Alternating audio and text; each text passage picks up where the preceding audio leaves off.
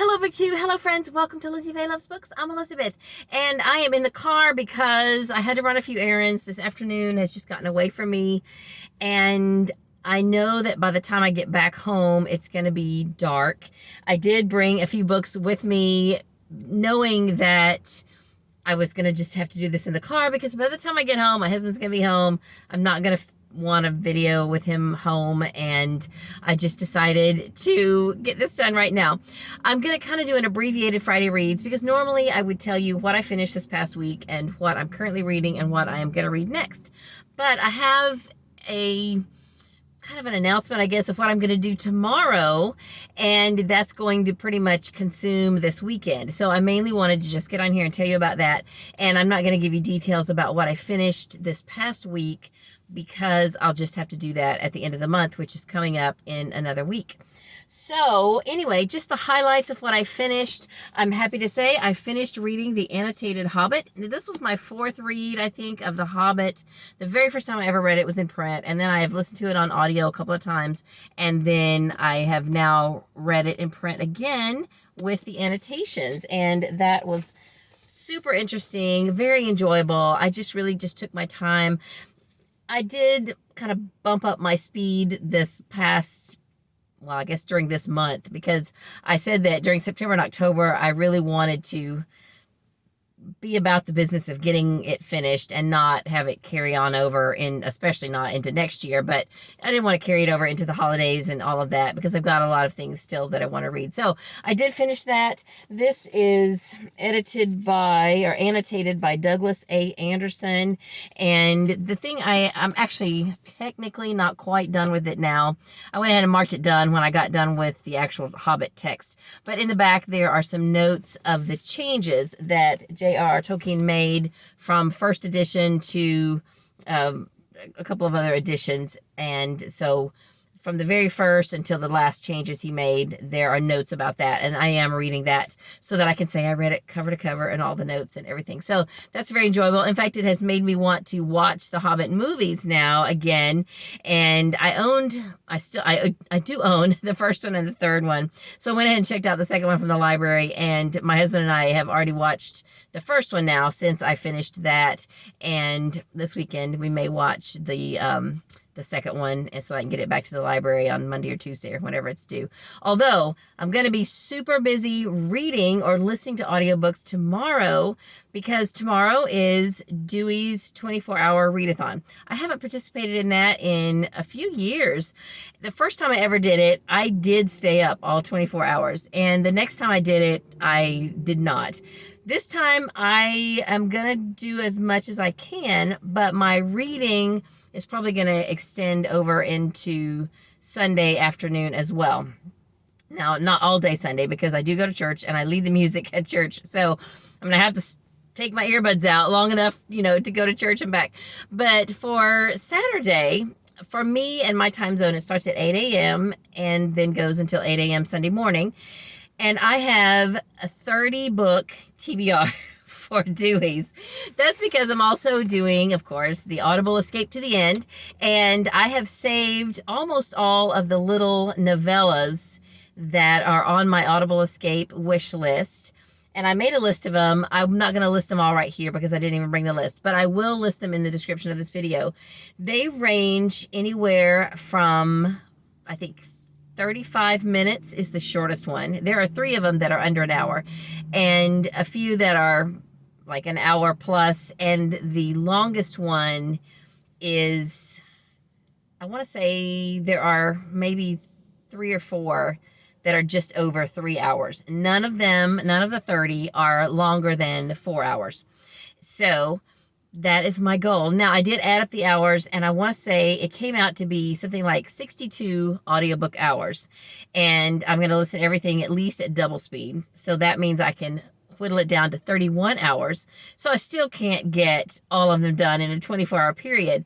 But I think by the time I really focus on it Saturday, and then I think I can finish those up on Sunday, then I can get back to all of the other longer books that I still want to finish on Audible Escape. So I have, last week I said I had finished 10 books this month so far on Audible Escape. Now this week I am on the 10th one, or the 20th one. So I checked out 10 and I got those done. And I turned those in, and then I checked out another 10, and now I'm finishing those up so that I will be able to check out my next 10. And I'll probably kind of do like a debt snowball kind of thing. I'll go from smallest to largest within certain parameters. Like there are a few, I think, that there's one set that's not really a series, but it's kind of a companion series. There's 4 of those, so I'll listen to all 4 of those at the same time.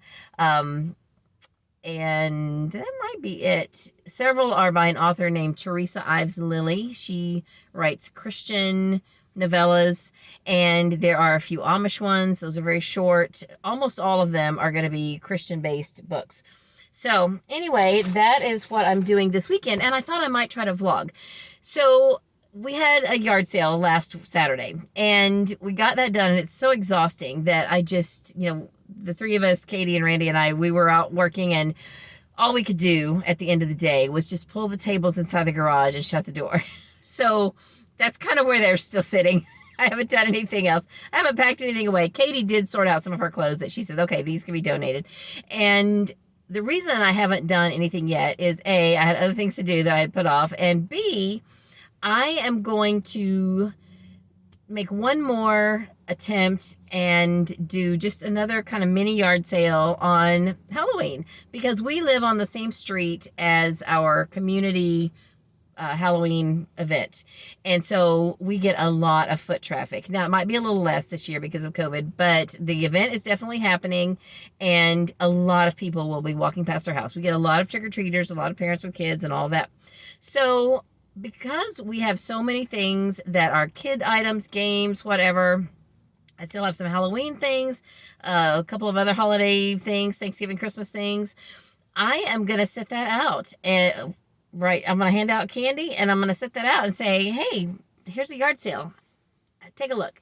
And my husband doesn't think it's going to work, but if I'm going to be sitting outside anyway, why not and I'm going to have uninvited people coming to our house. Why not show them my yard sale? So that is what I'm going to do. And so this week I've got to kind of sift through that and figure out, it's going to be a much smaller scale than what we did this past weekend, because we did a lot. I mean, we made almost $300 and had just a lot of small stuff. We had already sold off almost all of our big stuff just on Facebook Marketplace and everything. So we had so much that I couldn't even get all the boxes opened, and it was just overwhelming. So we have whittled that down a lot. So I'm really thankful for that.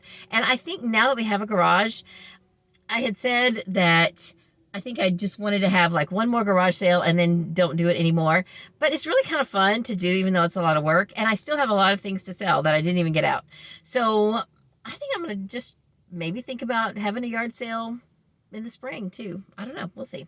Anyway, this is about books, not yard sales, but I just thought I'd give you an update on that. And so what I'm currently reading in print, let me just go ahead and show you. I have started a couple of the books from my TBR jar. This is Time Began in a Garden by Emily Barnes. This is a beautiful book, and it's actually about gardening. I just do not have a green thumb. Okay, I kill plants unintentionally, but I'm not good with plants. That is making me want to start a garden. It really is. And then I started another one that will probably extend on into next month. Don't Sweat the Small Stuff in Love by Richard Carlson and Christine Carlson. And this is very good. I said before that I tried listening to Don't Sweat the Small Stuff, the original, a long time ago, and I couldn't do it because I live to sweat the small stuff. But that's actually pretty good. And then my fiction book that I'm currently reading in print is by Lori Copeland and Virginia Smith. This is adorable. I love this so much. The Heart's Frontier. This is Amish fiction, sort of. It's the first book in the Amish of Apple Grove. So, yes, technically it is an Amish book.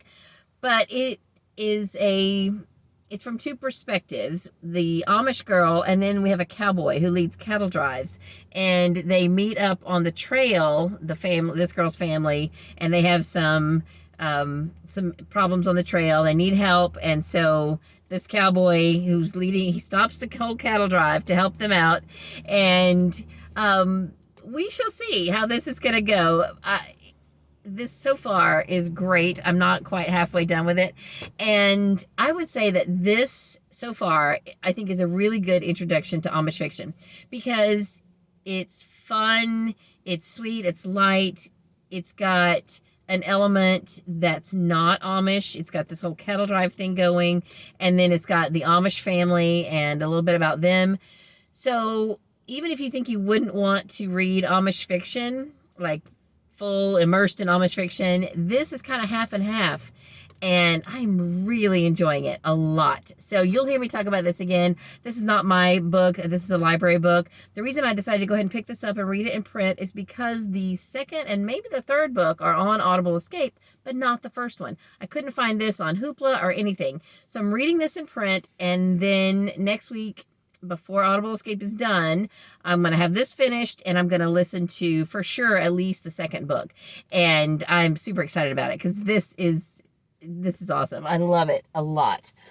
And what did I finish on Audible Escape this past week? Well, I finished some Debbie Macomber books. I didn't bring any of them. Actually, I did too. I finished the Manning Sisters, the 2 books in that series. I've got it here from the library in a bind-up, but the 2 books are The Cowboy's Lady and Sheriff Takes a Wife. And then I also listened to one called White Lace and Promises, and I listened to that one because I couldn't find it on Scribd or Hoopla or anything, and I wanted to go ahead and listen to it. Then I searched for it at the library, and I found it in this bind-up that's called Marriage Between Friends, and the other book that's in this same bind-up is called Friends and Then Some. So I may go ahead and listen to it too, just so I can say I've read this whole book. And I decided to start some RaeAnne Thayne books. I found this series on Hoopla. I found it on Audible Escape, and only a couple of them are on Hoopla. So I went ahead and listened to Blackberry Summer. This was my first RaeAnne Thayne. I did enjoy it.